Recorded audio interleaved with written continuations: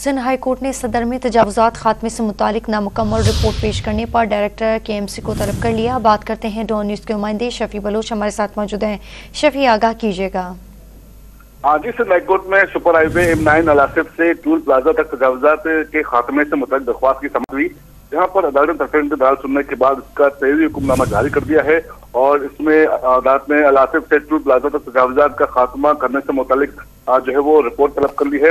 अदालत ने Nazir Sindh high court को इंस्पेक्शन का हुक्म दे दिया है कि अब तक अदालती अहकामात पर कहाँ तक अमल दरामद हो सका है। इससे कबल भी अदालत ने इस पूरी पट्टी पर तजावुज़ात के खात्मे का हुक्म दिया था और अदालत ने नाज़िर सिंध हाई कोर्ट को कमिश्नर मुकर्रर कर दिया कि सारे मामले की जाँच करे और इस अदालती फैसले पर अमल दरामद कराए। और अदालत ने हिदायत जारी की है कि नाज़िर सिंध हाई कोर्ट अलासिफ से हबीब रेस्टोरेंट तक तजावुज़ात का जो है वो जायजा लेकर इसकी रिपोर्ट बाकायदा अदालत में पेश करे। डिप्टी कमिश्नर जिला शर्की समेत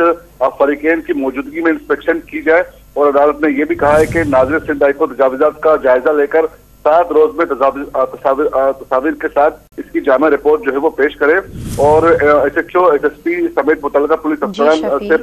मामले को यकीनी बनाया जाए कि किस तरह सिक्योरिटी इन्हें की जाए और इस अदालती फैसले पर अमल दरामद करके इसकी आइंदा पेशरफ से रिपोर्ट जो है वो 30 जनवरी तक पेश करने का अदालत ने हुक्म दे दिया है और अदालत को बताया गया कि अलासिफ डायरेक्टर KMC को तलब कर लिया गया है।